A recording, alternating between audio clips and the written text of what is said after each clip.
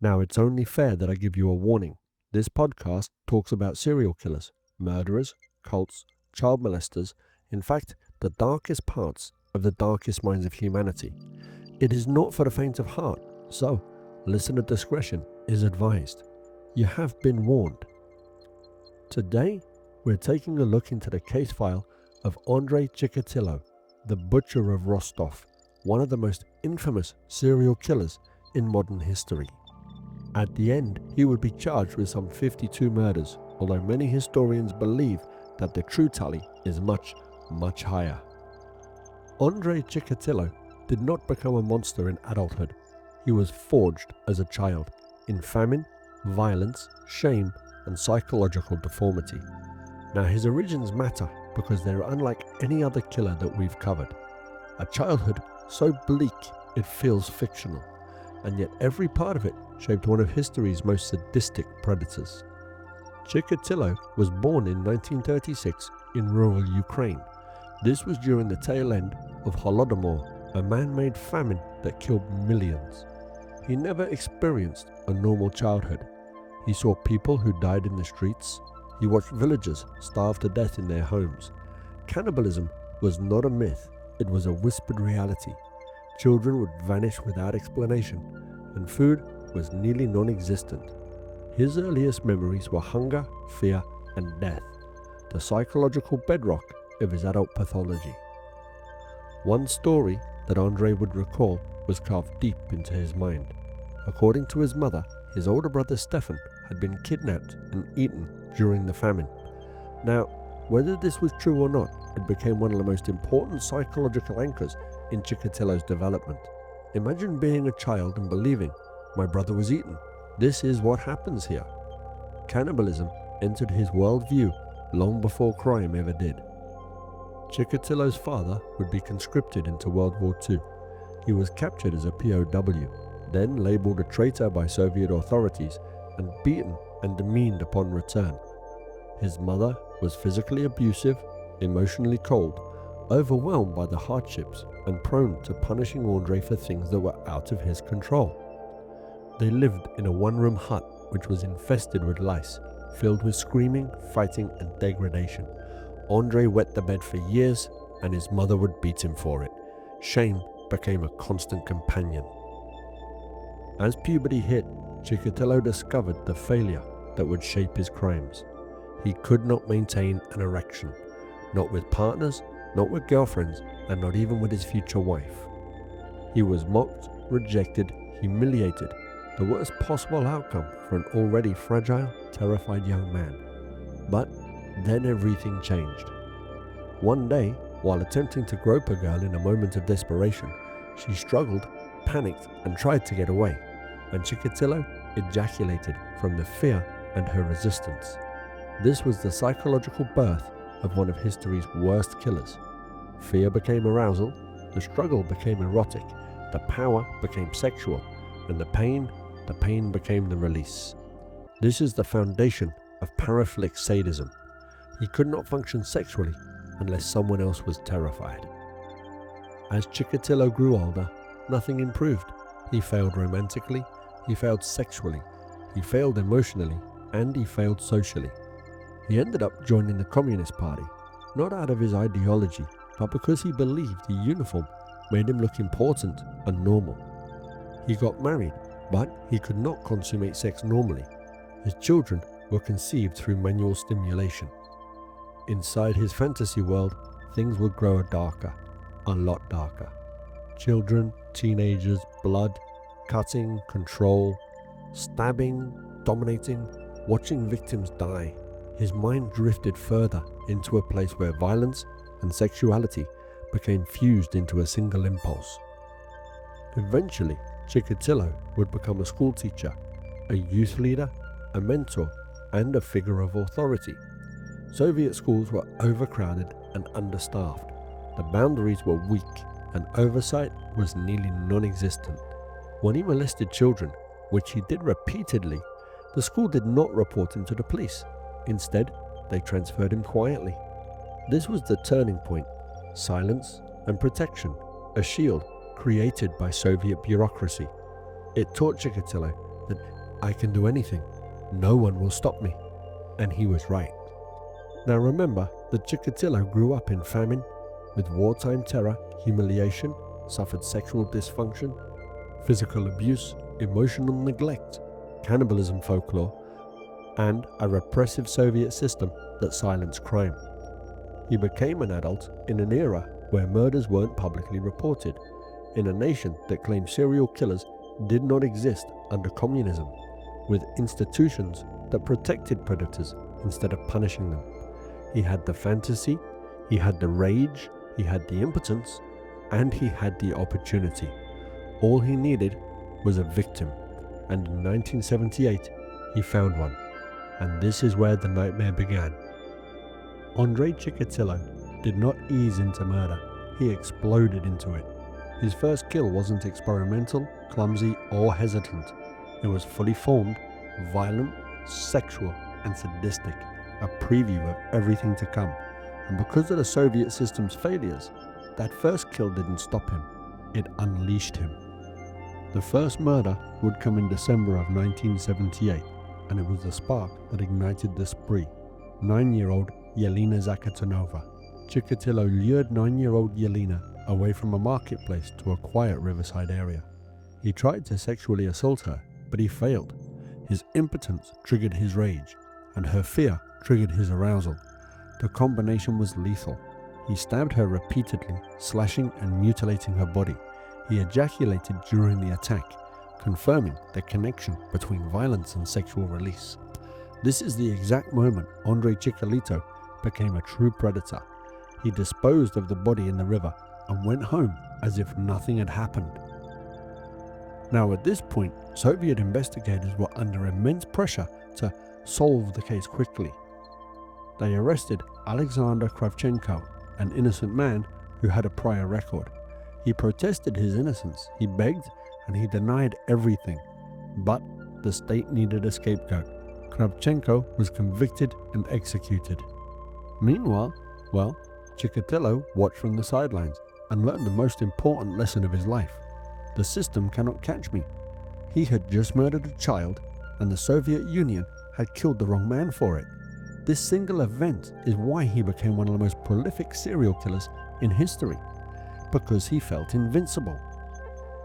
Between 1981 and 1990, Chikatilo murdered at least 52 victims. The real number is probably much higher.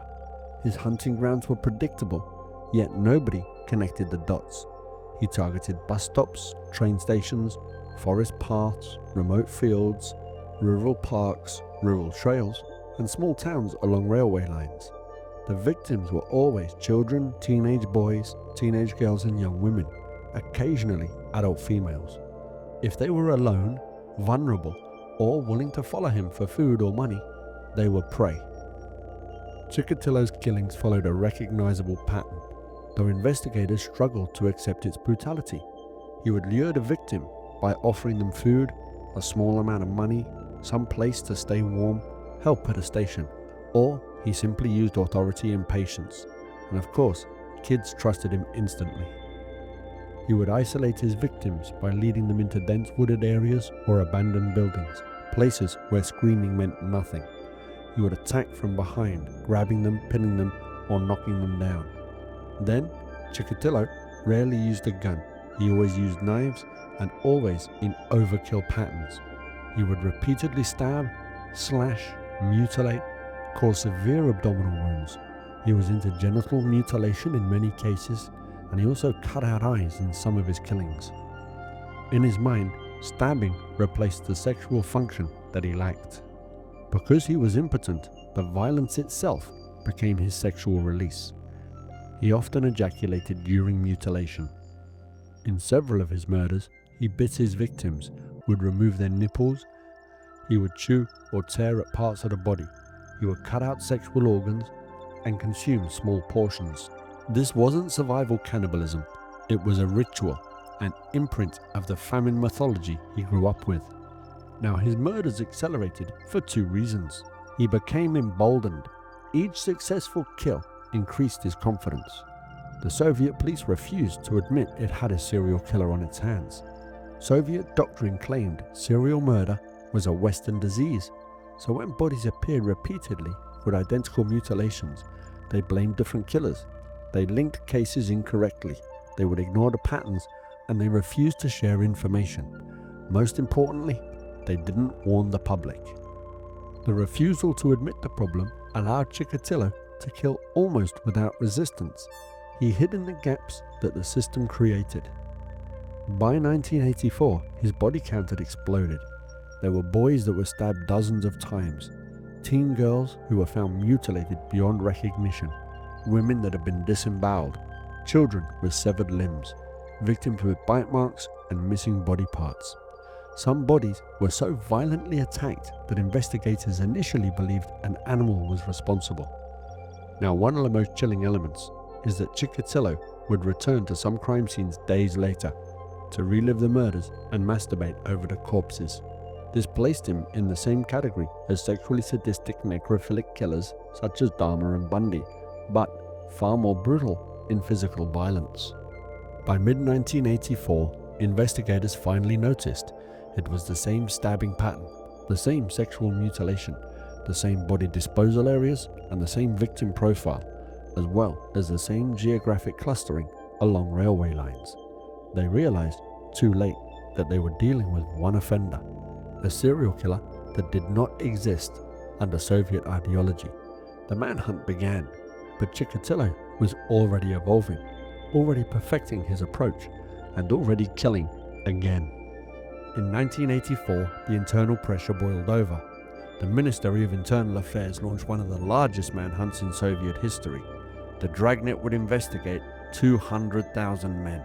They inspected railway workers, laborers, teachers, factory staff, known sex offenders, mentally ill offenders, men who had previously been arrested for violence, and anyone seen near remote stations. 200,000 men were checked. They drew blood, they filed reports, they knocked on doors, and most incredibly, they questioned Chikatilo multiple times. He smiled, he was softly spoken, polite, he was middle-aged, a party member, a father and a teacher, and they let him walk away, again and again. The critical failure here would be a blood-type mismatch. Evidence at several crime scenes showed the killer had type A blood. Chikatilo's blood sample showed type AB. The investigators didn't know at the time what forensic science would later reveal.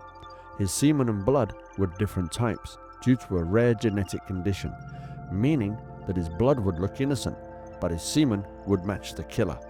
A single biological quirk shielded him from suspicion for years, and the murder count just kept rising. As pressure built, Chikatilo became more careful. He adjusted the crime scene locations, his victims' age range, his disposal patterns, his travel routes, and his attack timing. But he still gravitated toward railway stations and bus stops, places filled with vulnerable, rural, and desperate people. He worked as a traveling salesman by this time, which was nearly a perfect cover. Every work trip was an opportunity. He killed in forests, swamps, abandoned lots, orchards, and empty fields, and each victim showed the same savage signature. The police were drowning in evidence, but had no suspect that fit, until a psychiatrist changed everything. When investigators reached a dead end, they turned to someone the Soviet system normally avoided, Dr. Alexander Bukhanovsky, a criminal psychiatrist. He read every detail of every murder. He studied the wounds, the victim selection, the pattern of mutilation, and then he delivered a profile that was so accurate it could have been written about Chikatilo personally. He predicted that the killer was a middle-aged man, that he was mentally unstable, sexually impotent, deeply ashamed, that he was socially awkward, that he lived a double life, and he was unable to achieve normal sexual release. He worked in a job requiring travel, that he was familiar with the railway systems, that he was experienced around children, compulsively drawn to specific locations, and living in or near Rostov. Investigators were stunned. They finally had a direction, and within months that direction led to the break they desperately needed. A new task force was assembled. This time they took Bukhanovsky's profile seriously and posted plainclothes officers around key railway stations. On November the 6th, 1990, an officer noted a disheveled, nervous man leaving a remote wooded area near the Don River. He had mud on his clothes, scratches on his face, a small smear of blood, and a history of suspicious behavior. That man was Andrei Chikatilo. They questioned him, but again they had no grounds for arrest, so he walked away. But this time, investigators weren't letting him slip through their fingers. They put him under constant surveillance, following him, documenting him, and waiting. Only days later, officers watched in horror as Chikatilo tried to lure another young boy at a bus stop. He was arrested on the spot, and for the first time in over a decade, the killing stopped. But they still needed a confession. They needed to crack him open. So they brought in the only one who understood Chikatilo's mind, Dr. Buchanovsky. During interrogation, Chikatilo sobbed. He hyperventilated and babbled nonsense. He denied absolutely everything, and nothing worked. Until Dr. Buchanovsky entered the room. He read a psychological profile aloud, describing Chikatilo's fantasies, his impotence, his rage and urges. Chikatilo froze. Somebody finally understood him. And then the dam burst. He whispered, "I did it," and began confessing to every detail, every murder, mutilation, every child, every attack, and everything the police had never been able to prove. He confessed to 52 murders, with calm clarity, like he was unburdening himself, like finally telling the secret he'd held since childhood. Investigators said the confession lasted days, and it was one of the most disturbing in Soviet history. The Butcher of Rostov was finally caught. Andrei Chikatilo confessed to 52 murders in chilling clinical detail. He described every mutilation, every stab, every child he'd slaughtered. But a confession wasn't enough, not in the chaotic, crumbling Soviet legal system of the early 1990s. He still had to stand trial, and when he did, the world finally saw the full, twisted personality of the Butcher of Rostov. In April 1992, Chikatilo entered the courtroom inside a steel cage, placed there to protect him, not from escape, but from the families of his victims. The moment the cage door shut, he transformed. Gone was the quiet, sobbing, broken man from interrogation. Instead, he put on a grotesque performance, screaming, moaning, ranting, exposing himself, dancing, crying, barking like an animal, yelling at the judge and insulting the victims' families. He was kicking the bars, he pulled out tufts of his own hair, he licked his fingers like a feral creature, and he pretended to faint. He tried everything to appear insane. The courtroom was horrified. Reporters described it as watching a man possessed. But the judge wasn't impressed. Throughout the trial, Judge Leonid Akobzanov refused to let Chikatilo derail the proceedings. At one point, during one of Chikatilo's theatrical rants, the judge slammed his gavel and shouted, "Shut up, you scum! You are not crazy, you are a murderer." The courtroom erupted in applause. For the first time, Chikatilo's mask cracked. The performance stopped, and he sat down quietly. He knew the game was over. After months of evidence, confessions, crime scene walkthroughs, and psychological evaluations, Chikatilo was found sane, competent, and responsible. The court convicted him of 52 counts of murder, 5 counts of sexual assault, and gave him the harshest penalty allowed: death. When asked if he had anything to say, Chikatilo muttered, "I deserve to die for what I have done." It was the only honest sentence he ever spoke publicly. Awaiting execution in Novocherkassk prison, Chikatilo cried constantly, begged the guards for attention, claimed mysterious illnesses. He wrote dozens of letters begging for mercy, and he blamed voices, stress, and childhood trauma for his crimes. He also requested an appeal. It was denied. He was a condemned man. On February 14, 1994, Valentine's Day, Soviet authorities carried out the sentence. The executioner entered his cell and told him, "It's time." Chikatilo collapsed, crying, screaming for his life. Guards dragged him into a small room. He was ordered to kneel. The executioner pressed a pistol behind Chikatilo's right ear. This was the standard method for Soviet executions of the era. One bullet and instant death. The Butcher of Rostov was gone. No last words, no dignity, and no legacy, except for horror. Chikatilo's case would change criminal investigation in Russia forever. The impacts included that the government could no longer deny that serial killers existed in the USSR. Dr. Bukhanovsky's work became foundational in Russian criminology. The police could no longer rely on forced confessions or blood-type shortcuts. His pathology is still studied today as one of the most extreme ever recorded. Chikatilo wasn't a demon. He wasn't possessed. He wasn't insane. He was a product of trauma, dysfunction, secrecy, and a broken system that allowed him to kill, unchecked, for over a decade. He was a predator born in famine, perfected by fear, and executed by a bullet. Thank you guys for listening. If you've enjoyed, as always, please give me a like, share my work, and subscribe. Until the next time, I'm DM Green, and you've been listening to In the Dark Mind.